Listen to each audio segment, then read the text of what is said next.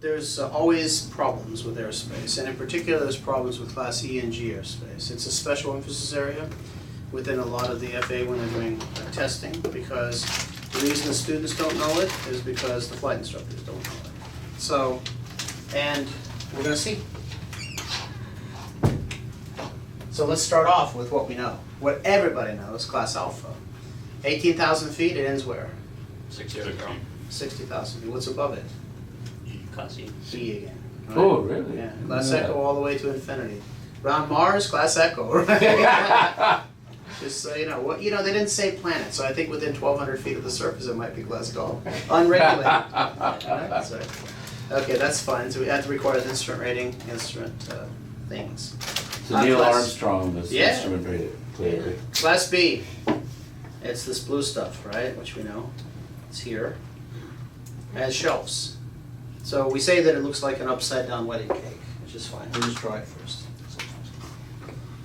With however many shelves. They don't have to be all symmetrical. They could be, but they all have different altitudes. So this is B. And then Class Charlie. Oakland over here. Or San Jose, it's fine. It's magenta. Again with shelves. So it's a smaller segment. So it's going to look like this. Maybe only one or a few shelves. We'll depict it this way. Typically starts at, ends at 4,000 feet, right? It's usually, and this typically ends at 10. Nowadays. Yeah. Then Class Delta, right here by Rio View. It's okay. It goes up to 2,000 feet. You see it on the chart. It's a dashed line, and so it kind of, well, I guess it looks like this. So the way I remember these, tell people, is this is the upside down first wedding cake. This is the upside down second wedding cake, and this is the upside down third wedding cake, cupcake, right? Let's just do a cupcake, okay. Those weddings get to be pricey, okay. Yeah, so that's that. But this is not the way I start the airspace. This is the way I start for you, because you know. So where do I start the airspace myself? I start at the very end of whatever lesson that's going to go before this. So depending on the student. So it could be an aerodynamics lesson, it could be whatever. But this is what I'm going to say. I'm going to tell them, I need you to write down these 5 things, and I need you to commit these 5 things to memory by the next lesson. Only 5 things. So these are the possibilities, the airspace possibilities. Because if I teach them this first, they'll never say something, I think that's 4 miles and clear of 2,000 feet. Like, they won't say something stupid. They'll just know it's not one of the 5 choices. So the first thing I'm going to put down is 1 mile clear of clouds. 1 Coke. You can think of it that way. One of my students called it that once. The next one's going to be 3 Cokes. 3 miles clear of clouds. The next one is going to be 3 miles, 500 below, 1,000 above, and 2,000 feet laterally. We can remember that by 3 Cessna 152s.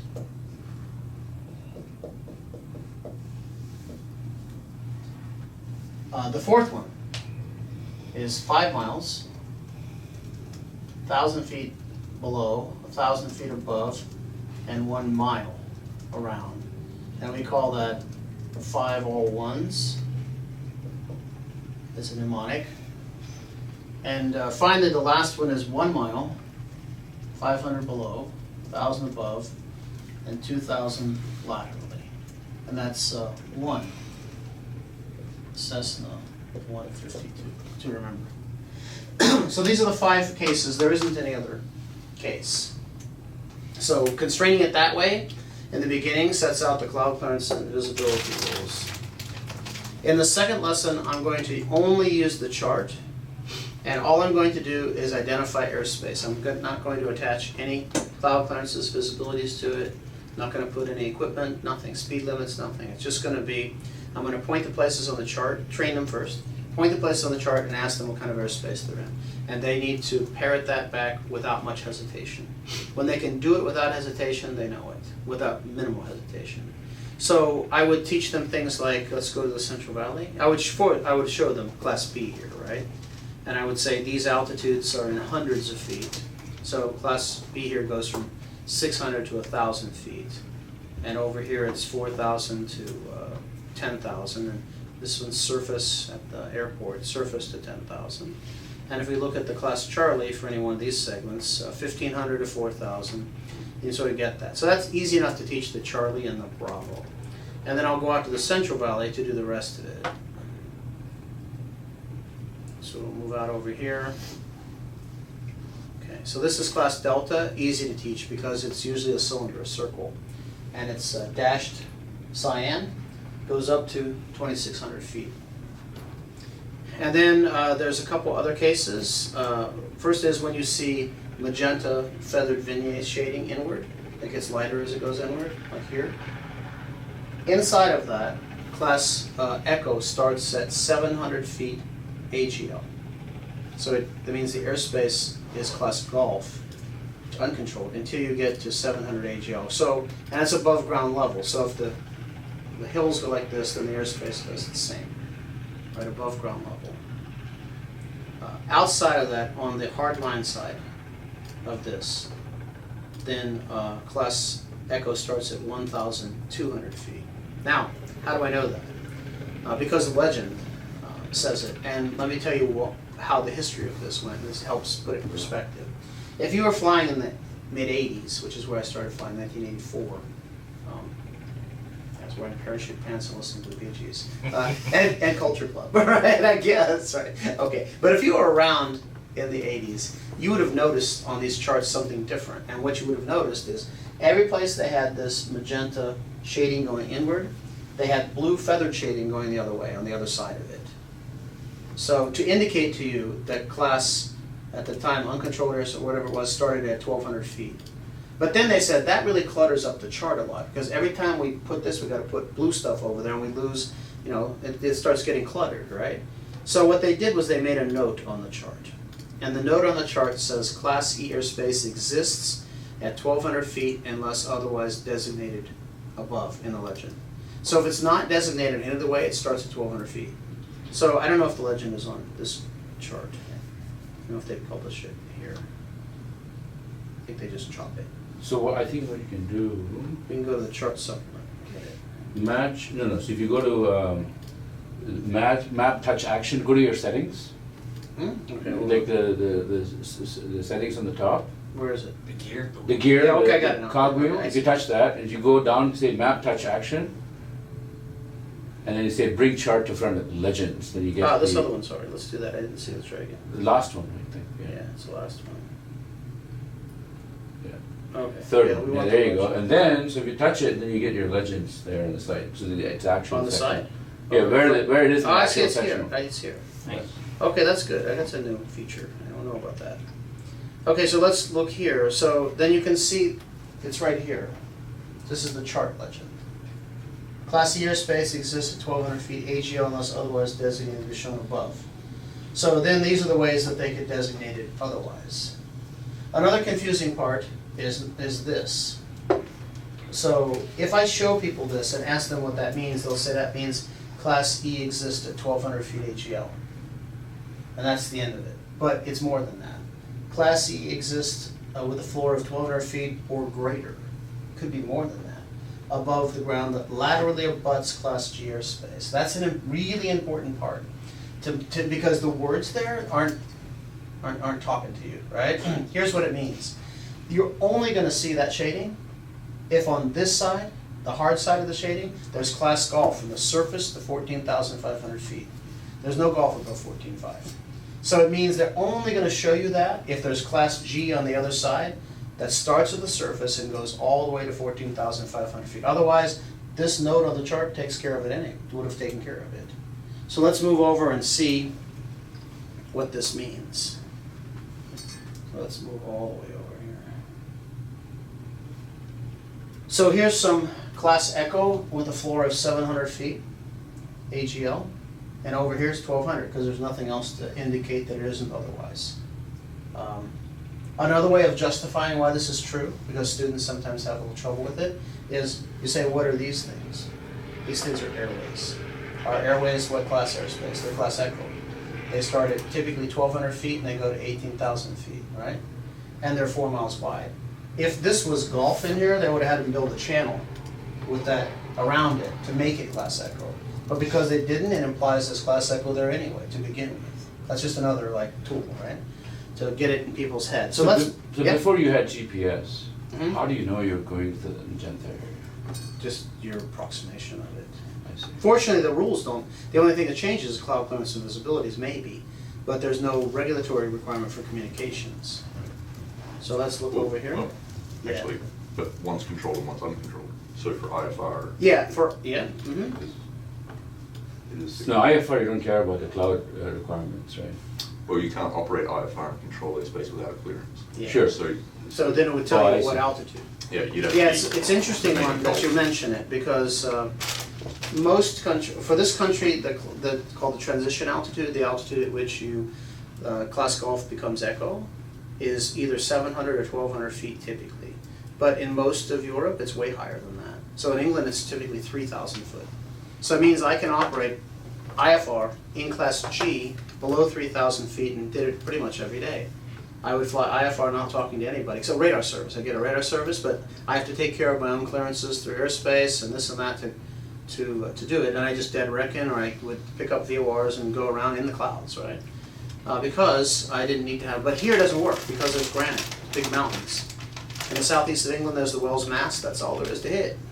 You know, it's 800 foot above the ground. If you're higher than that, you're good all the way around for a long way. So it's interesting also there, they don't use class B, and in England there's no class C either. But they love using class A, love it. All airways are class alpha.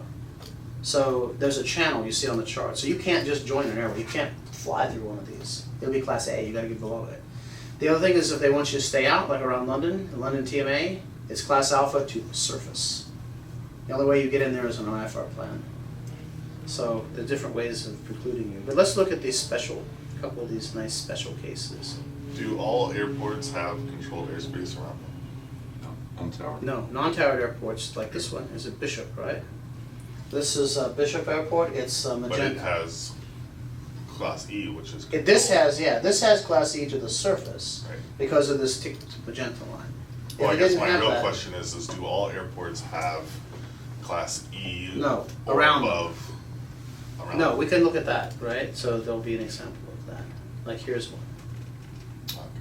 So it That's doesn't have private. anything, so that's it, and either small places. So that's gonna have class Echo airspace starting at 1,200 feet AGO. How do I know it? Because there's nothing else there to tell me it isn't.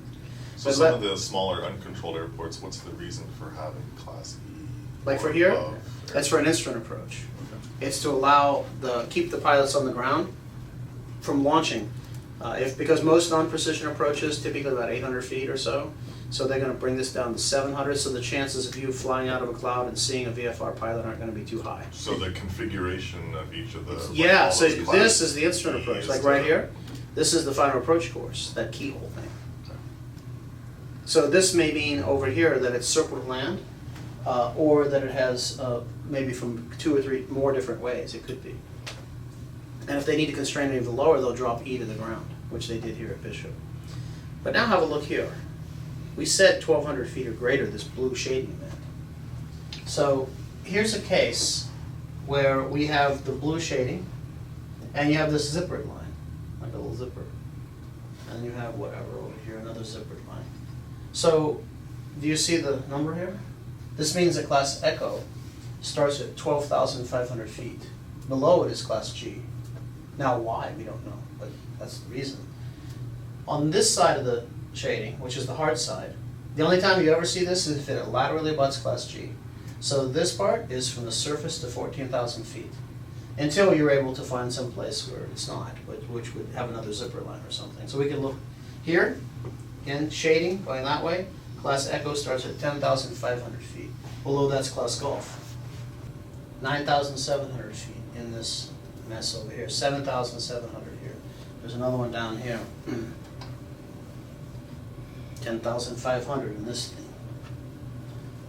So that's what these mean. So then, On that, you scroll back down a little bit. Yep. That one 10,500, Mhm. that shape on the other side of it, on the outside of it is class golf as well. no. Or Well, yeah, up to, but to where? Because there's no indication, right? So this is contained, that must be Class E inside. On this side, I don't see anything to say it's anything other than Class E exists at 1,200 feet AGO unless otherwise indicated. There's nothing there. Okay. Now, if they were feathered shading like this, well, you see maybe, well, it's really hard to see here, this might be feathered blue this way. If it is, it's still 1,200 feet. But I don't know if it's there, I don't know. I'll have to look and see a little closer. Sometimes there are state boundaries and other things that are starting to look the same. So you're likely to get one of these on the test, but these are the places. So now I play the airspace game with the student, right? So I just cruise out over here and take the best cases first. And this is how I do it. I just say, you're here at 3,500 feet on the altimeter, Class Echo. You're there at 500 feet, Class G. Your surface, Class G. 4,000 feet, Class Echo. You're here at 2,500 feet on the altimeter, Class Echo. Here at 1,000 feet AGO, Class Golf. This is about the pace. Not quite that fast, but they shouldn't be taking time to go like, oh, I think it's, If they're doing that, they're not ready yet, right? They're not in it. So don't leave this part until they can do that. Don't be one of the guys who writes all the airspace on the board all at one time and then says basically memorize that. Because that's not a way to get it in the head. That's a way in the end to summarize it. Or to take that for a private pilot already student or a commercial student and say, let's revisit the airspace for the minute. That's okay, but not in the beginning. So then after we're done with that, then we're gonna do this. Airspace game continues, but now we've got this to do. So I'm gonna put these in the right place, right? So then I'll tell him, give him the lesson that below 1,200 feet AGL is Class G airspace, unless it's otherwise designated. Then there's a point that goes from 1,200 feet AGL to 10,000 MSL. And then there's the part above that, and it taps out at 14,500. Why, I wonder? Why would it leave? Why would it echo or golf stop at 14,500? It's a history lesson. Radar coverage. When they first set up the airspace and there were jet aircraft operating high, they said, anything below where the jets fly aren't that important. There's not a lot going on down there, right? So we want to protect everybody above a certain altitude. What's the highest peak? Pikes Peak, 14,000 some odd feet. So if we just make the airspace 14.5, that no one's going to hit anything, we can sort of just let everybody do what they want up there. If there's no radar, it's okay, there's nothing to hit, right? So below that could be anything. But Class G stopped at 14.5. It was called the Continental Control Area. And it's not, of course, it's not even talked about now, but that's the reason. So interesting, all right, so good to have a history lesson every now and then, because it makes things meaningful, like why did they do that? And if you could have a reason for it, like the reason they made 50 nautical miles and no landing was for these P3 guys who were like logging 0 cross-country time. Yeah, I have 4,000 hours in a P3 airline and absolutely no cross-country time, right? What? How can that be? Yeah. I flew to Alaska every other day. But that's only No for cross-country ATP, right? time. Yeah, for ATP, exactly, just so we read it. So now we're going to play the game where I've done this, right? So, and I've taught the part about Class Echo airspace. There's a hard limit of 10,000 feet where the speed limit changes, in which case we have to apply the new cloud clearance and visibilities, which are 5 miles, 1,000, 1,000, 1 mile. So then I'm going to embed this, and we're going to do the same exact thing. I'm going to say right there at 3,000 feet on your altimeter, Class Echo, 3 miles, 500 below, 1,000 above, 2,000 miles. Right there at that little airport, Eagle in the traffic pattern, 1,000 feet AGL. Class Golf, 1 mile clear of clouds during the day. And I'm just doing the day now, just so I'm building it up, right? I'm going to say you're there at 12,500 feet on your altimeter. Class Echo, 5 miles visibility, 1,000 feet above, 1,000 feet below, 1 mile laterally. Then just we go through that, right? And then the same here. Now this is this airport, Merced. You're there at the surface, Class Echo, 3 miles, 500 above, 3 miles, 500 below, 1,000 above, 2,000 laterally. How about if you're there at 10,000 feet or 9,000 feet? Class Echo, same thing. How about at 14,000 feet? Class Echo 5111. And you can even let them abbreviate after a while, as long as you know that when they say Cessna 152s, this kind of thing, what that means, and they're sure of what it means. You don't just let them say words without making sure with enough repetition that they've got what that means. Then that's a memory aid for them, that's fine. And then we go into the less complicated things, like we say, okay, you're going to operate here at 4,000 feet. What kind of airspace you got? Charlie. What are you going to be at below 2,500 feet? Echo. Right? How about at 1,000 feet? Depends. Golf, Echo. So they should be able to start identifying this and just give the cloud clearance and visibilities right away. And then you know they're done when that happens. That's when they're beginning to use the information. And then you just need to tune it up by playing what I call the airspace game. You just point there and you give some reasonable amount of time. In the beginning, it'll be a stretch. It'll be like, it's this. And students are brilliant at this, playing 50-50 with you. And they're brilliant at convincing you they know it. When they know it for the moment, it'll be chucked out just as soon as you're gone. So for example, they'll say, you say, okay, right there, 1,000 feet. They'll be like, I think it's, is it the 1 or 3? And then you want to say so badly because you're on their side to go, it's class, and you go like, I think it's either G, and you go like, it's echo, it's echo. And then they start doing that, and then after they say, okay, they got it. They don't have it yet. They don't have it until they say it unprovoked, unresponsed. Then they've got it. Up until then, we're not done with this game yet. It doesn't mean we have to continue browbeating them that day, but it means that we have to continue on with the exercise until it's over. And that may take several times, more than several times. But they love doing that. They love trying to convince you they know when they don't know, because they don't want to. They want to move on past this. Can't we just go fly? Can't we just do that right now? Why are we sitting here doing this? Yeah. Getting the buy-in, and especially with the weather, you get a lot of pushback from that. Isn't there a better way to do the weather? Yes. There's way better ways to do the weather. Why are we? Because the market is only 3 million people worldwide. That's why. There's no market for this. There's no money in it. No one's going to do it. Right? Or they do it over time. And the government's finally getting their act together with being able to do better presentation of weather charts, which we're going to see in class. But that took forever. And it's still not done. Right? But there's no money in it. No one's taking those old coded reports and parsing data. You'll do it one time, and then you'll do it and you'll leave it, right? You won't support it. You're not going to be the guy answering the phone going like, yeah, I guess it blew up to that. You're just going to do it for fun. But so for someone to do it for real, there's got to be some cash in it, right? And there's no money in this. So there's that. And everybody going through certification at the higher levels already know the coded stuff, so there's no momentum to change it yet, right? So we'll get there. We will get there. It's just like most things in aviation. It's going to take a while. We seem to get the avionics like moved ahead, way ahead of the airframe and the engine, right? So this is where the airspace goes and where it stays, and that's the difference between Class E and G. And so now we need to look at the case where we have this one. So this comes up on a flight test, so it might be interesting to say. Show me on the chart where you can operate, and this is the minimum. 1 mile, 500 above, 1,000 above, and 2,000 laterally.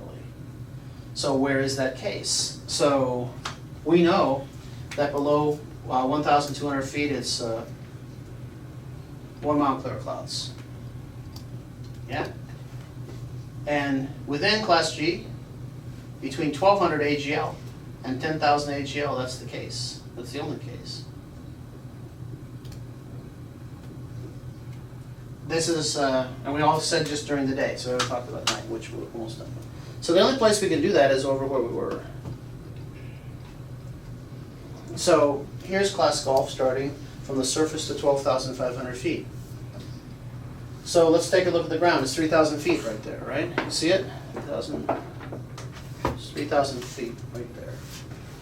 So between 3,000 feet and 4,200 feet, just below that, I can be 1 mile clear clouds, right? Because that's below 1,200 AGL.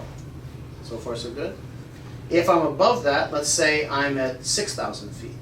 Now I'm 3,000 feet AGL. I'm more than 1,200, and less than 10,000, I can use that. All right, on this hard side of the blue shading over here, this is surface to 14.5.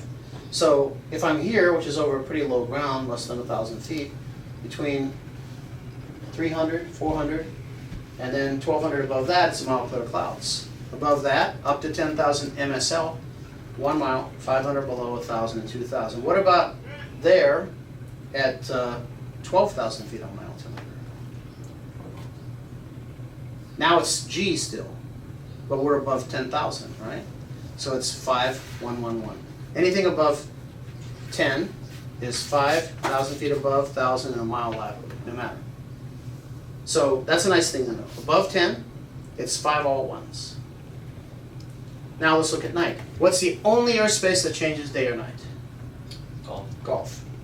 Golf is the only airspace that changes day or night. So the trick question, if you're in class echo airspace, like over, I don't know, over there, wherever it is, and it starts at 3,000 feet, you know, how about 6,000 feet? You say, okay, I'm in echo. What about night? The cloud clearance, like 3, is it 5? Don't get confused. It's only golf that changes. So golf will change like this. 1 mile clear clouds changes to 3 miles, 500 below, 1,000 above, and 2,000 laterally. Between 1,200 and 10,000, 3 miles, 500 below, 1,000 above, 2,000 laterally. Above 10,000, 5, 1,000, same as it always is, 1,000, 1 mile. So that's what it changes to at night. Now there's one exception. It's in this area. Does anybody know the exception? Don't have to. There's one exception to the night flying rule. Within like half a mile of a runway? Within the half mile of the runway at night in the traffic pattern, it's back to 1 mile clear clouds. That's the only exception. Okay. MOA, special use airspace. Here's an MOA. I know it because it says MOA. Is it required us to have a clearance to fly through the area? Do we have to talk to anybody, establish communications? No, nothing. So where we find information about if that MOA is active? There's usually like a frequency. Yeah, usually the top part of the sectional. It's in an area above the legend on the top. Or no. Yeah, if it can be in a NOTAM too, if it's, That's why it might be active. The controllers would know like when it is active. And it would say in the legend, or by NOTAM. I see. Yeah. So it's not in this legend, it's in the one that's usually at the top of the sectional. But we can also look in the chart supplements, which is now was before the airport facilities directory, it'll have it. How about this area here? Like this one. Can we operate there? Depends. It depends. If we have a specific ATC clearance, yes. If we don't, no. Basically the short answer, right? People will say, well, if it's not active. Well, if it's not active, it's not a restricted area then, right? So it's only when it's active that you have to worry about it. And that's again in the chart supplements or the top of the chart, you'll see it. So what's the difference between, I know like MOA and restricted area is the same thing, isn't it? No. Oh, The no. activity that's going on is different. Restricted area is you have to have an ATC clearance to Oh, I operate see. in. MOA you don't. Oh, okay. And the type of things going on may be different. So, how about an alert area? Just be alert. Be very alert. Where are we at here? That's China Lake, okay. Vegas, basically. So let's go up here. Just one at Travis. Yeah. Yeah, that's where we're going. Right there. This one. How do you know it's an alert area? Starts with an A. It looks like an MOA, but then it starts with an A, so it's an alert area. It used to be blue. Yeah, they changed those, which is good. They change it the more you can fly. You don't have, it's just areas of intense training, right? So in that case, you just need to remain clear if you avoid the traffic. But there's no preclusion for me to be in it. You see, this is class Delta on Travis. but it has this little stub sticking out here. What is that? Class C extension. To the surface. Yep. Yeah, same as it was around the airport, it's just it's protecting an instrument approach coming into that. That's what it's doing. Yeah, okay. On the coast, what are these? Warning areas. Can you fly in those? Sure. Can. No, that's not recommended usually. I tried to do that in Florida to cut the corner and go down, because I had a multi-engine airplane. They said, you can do it, but we wouldn't advise you to do it. We don't know what's going to happen. Okay, I'll not do it. I'll stay out of there. You know what the ATIS is? This thing? It's the border U.S. airspace, right? Clear customs when you cross, right? Yeah, that's it. Let's see. And then entry requirements. So Class Echo doesn't require any entry requirements, nor does Golf. The entry requirements for Delta is to establish two-way communications and maintain. So what does it mean? Read back your tail number. Mostly, there's more to it than that at the CFI level. But you're right. That's what we would say as pilots. So it's two-way communication. So we have to say the facility name and our tail sign, call sign. And then they come back with the facility, our call sign and the facility to make sure we got the right place. So Travis approach, Cessna 1234, then that, and then it's Cessna 1234 Travis approach. That's a two-way part. So what if they read back your tail number incorrectly? Then you should, oh, good question for you. Clarify. You should correct them. Yeah, you should correct. If they read I it guess in, I haven't said I'm a controller over Yeah. Oakland Center, so. so if they read back your call sign incorrectly, it's not a clearance for you. Or it meant for you. Then let's say that's a fact. Yeah. So chances are. Just But, saying like, hey, did you mean? right. Yeah. That's a good way to do it. But if it's really, I know, if it's really on the hairy edge there and I think it's for me and there was no other aircraft sounding like that, I'd probably do that. I'd go in, then correct it later. Yeah. But to be absolute safest, you probably do it before you went in, right? Yeah. How about for Class B? Need explicit clearance. for You need that. explicit clearance, right? You still need to establish communications and to get a specific clearance. So is a squawk code a clearance? No. No. They say squawk 1, 2, 3, 4, no. So what does a clearance mean? Cleared to enter. Yeah, when you have a clearance, when it's cleared to do something, that's a clearance, right? If it's just report on station, didn't get a clearance, well, that's not very good. Or how about heading 210 for a little bit? Maybe getting you ready for the next sector, and then you, like happened to the French guy up here, he's coming from San Francisco, doing a bay tour thing, and so they gave him a squawk code, and they told him, expect this next frequency in a few minutes. And they told him switch, he didn't hear it. And so then he gets ready to switch, and he said, oh, there's Golden Gate Park and all this. In the meantime, right into the B surface area he goes. And he thinks he's got a clearance because he has a squawk code, see? And that's not the case, right? So they were just getting him ready, primed for the next guy who was going to clear him or do something different with him. But that's not his sector, he doesn't know, right? He didn't command that part. So, and you work with center. I work at the center, yeah. Okay. Just not TRACON.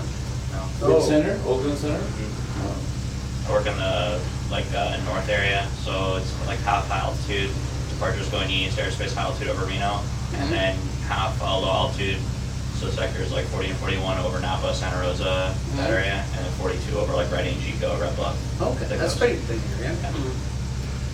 Yeah. Yeah. So that's the requirements to enter. Now, do you need a transponder to operate within Class Bravo airspace? Say yes. Yes. How about above it? Yep. Hell yes. It's above 10,000 feet. So Class B, the altitude typically of Class B is up to 10,000. Above that, it's Echo. And above 10,000 feet in Echo, you need a transponder, right? How about below Class B? Yep. It's the veil. Yeah, there's the veil, and even if there's not, parts of it that stick out, maybe you'd need it in places. What about in Class Charlie? In it?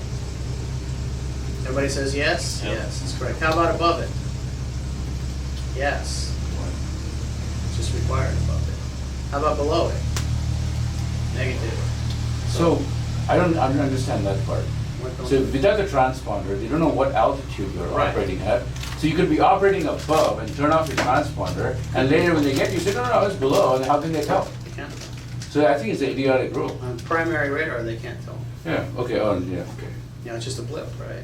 Yeah, so I don't understand that rule at all. They should require it within the lateral boundaries so that they can tell you where you are, right? But what happens a lot of times is there's, when the airspace is being talked about or redesignated, like when we started talking about this a long time ago, this used to be called ASRs, Airport Service Radar Areas, this thing, and they were the equivalent of Class Charlie, voluntary at the time to participate in. I see. But they talked about them, and certain operators say, well, we're right below the shelf of this Class Charlie. We have this operation that is like a helicopter just goes here and tours, and we don't really want to have a transponder, right? So they negotiate that crap out. And so then it becomes something for us to know more about when it's like, why? Why do we have to be below there? Sometimes there are those kind of things that go on that we're just not privy to. Like I can tell you my input into Class Charlie, my sole input, me and Amelia Reed who used to own Amelia Reed Aviation. Do you see how the Class Charlie is curved here along the road? It didn't start off that way. It started off with being a circle. And then we said, hey, in order for us to get relief to be able to leave Reed Hillview or be able to go up and down that side, can't you just border it on the highway? Because if you do that, we'll have a corridor there that we can stretch through rather than going all the way. And so they did that. So that was by negotiation, right? Just by saying, yeah, that makes sense to do. We can do that, okay. It's easy to see the road. Yeah, very easy. Yeah. So that was it, right? So those kind of things. Okay. So we'll talk about special VFR. That's another last area that is a little confusing in some cases. So when can you get special VFR? When the weather is below the minima for delta. Okay, so he's going to make that case, which is fine. It's correct. Part. So when the weather's below basic VFR weather rooms, which means what to you? What is basic VFR? 3-1. Nope. It's 3 miles and 1,000-foot ceiling. So when the weather's below that, the field is considered IFR. You can't get special VFR if the ceiling were 1,100 feet as bad as you want it. Because can't give it to you because the weather, it's VFR. But you still have to operate 500 below, which may be a problem. Right? We'll see about that. That's a different thing. So you can get special VFR. Now listen to these words. In controlled airspace, where controlled airspace goes to the surface around an airport. Yeah. So in your first example, Palo Alto, around out here, it's right. Yeah, because it's Gulf, right? Yeah, but have a look here. And then you only need to be 1 mile clear of clouds. At night you have to have an instrument rating, same requirements. What kind of airspace is around Merced? Class E. Class E, going to the ground. You can get special VFR here. Because it's controlled airspace that goes to the ground around an airport. Who would you get it from? You get it from, who do you guys give it? From NorCal, yeah. Yeah, from North, in this case, NorCal. Yeah. Yeah. Now, have a look in this case. Let's say we wanted to go from Castle right here over to Gustine, which is over here. And let's say that it's 2 miles visibility everywhere. How could we do that? So would we fire the castle and then stay below 700? And below 1,200. But we couldn't get special VFR out here because controlled airspace doesn't go to the surface around an airport. You can only get special VFR when controlled airspace goes to the surface around an airport.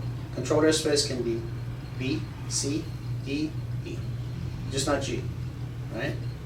So that's the area that comes up sometimes, and it's true. Special VFR. And so some would say when the weather, like, it's good use of special VFR here sometimes because it'll be clear, we can see over there. Just here, we'll get special VFR leave. And if we still can't see over there, we would go very special VFR over there, right? So the tower is not in operation at Castle. Right. It The is. Class D becomes E or G. Right? Yeah, depending And on then what the chart supplements, the LAFD says. The AFD is where you look, right? Mhm. But So it's if now it becomes called chart G, then it's Doesn't matter. it's not controlled, but if it becomes E, then it's controlled. Yes. So, so on that was the airport facilities directory has been renamed to the chart supplements. So Oh. on the outside of the cover it says chart supplements. Inside is the AFD, but on the outside it says chart supplements. When they sneak that in? That was to help align with the AAIC, which are ICAO for the airport information that's collated for each airport internationally. It was built to more conform to the name. When did it happen? It happened 2 months ago, Okay. very short. It was very Hey, Mike, so now, since you mentioned Reed Hillview and Class Charlie, I actually Yeah. have a question. Okay, So if you look at it, I'll look at it. right next to the runway. Can you zoom in? Yeah. Like right there, you see the thick magenta line is on Yeah. this side of the highway, Yeah, and you then it's wanna on the know other why. side of the highway. But first of all, is the magenta line The class thick- Charlie? The thick magenta line is class Charlie. Okay, so it includes, that means the pixels that are purple are class Charlie as well. The dash lines? The dash lines are class Echo. No. So Surface. there's a thick magenta line, right? These are class If you're- Charlie. Yeah, if you're- including including the- the magenta line. Yeah, including the magenta. So it kind of comes in a little bit next to the runway, Yeah. and then it goes back to the other side of the highway. Why is that?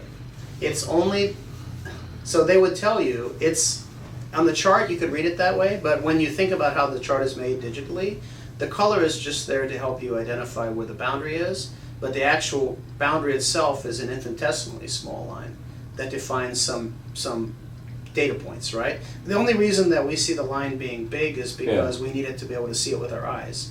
The Yeah. airspace isn't necessarily that big. Okay, This so is- but the line maybe I is, misspoke, okay, so but is the line going through the middle of the magenta line or the? we don't know. I don't know. We don't know. I see. We can ask them. We have had errors where there were, like you would see like over here before, Right. we had these questions. I'll show you something Yeah. that happened.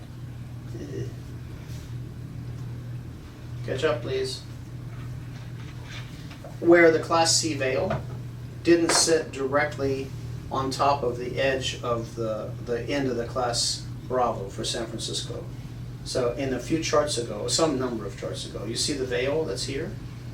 It didn't ride like that. It was kind of offset. It was a circle that was offset, and it was just a registration error in the printing. So we called them and said, oh, that's a registration error. You want to see another charting error? That's before I bring up 60. I'll head off. You know what the circle means around these airports? Little circle. MOA. It means it excludes the airspace below. But notice that it's not centered over the airport. It's centered over the town. The MOA, there's no reason to exclude the MOA over the town. You want to exclude it over the airport so you can operate, right? That circle should be over the airport. Right? There's no real reason, no reason to do it this way. So there you go. That's been on the chart for a long time. What's a tersa? Tell Jeff, we'll get it fixed. You know, tersa. No takers on the tersa? Terminal service radar area. Yeah. Rare service area. There's only a few of them around the There's country. one around Fargo, right? Yeah, and it's around Palm Springs, one, the closest that? one. Huh? Oh no, what am I doing, Tersa? It's not an airport area. Yeah, that's what's going on. Get your brain engaged here. We want PSP. Tersas are voluntary. They don't require a clearance or anything else, but they look like this. Do you see the black lines? They look like class right here. The black ones. Those surface to 10,000 feet. Here, 2,000 feet. You can get a radar service there. It's interesting. The Stockton has radar cover, good radar cover, right? By NorCal. And they could do a similar thing and say it's available in this service here. I don't know why they do it this way. These are left over from a long time ago. There's some in Beaumont, Texas, some up in Michigan. There's 12 or so of them. There's not so many.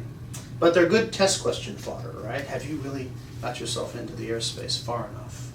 But I mean, there's no, as you say, it's voluntary. It's Yeah, just it's saying that voluntary. this is, Yeah, but there's class Delta that you would have to participate in, right? Which is this section here.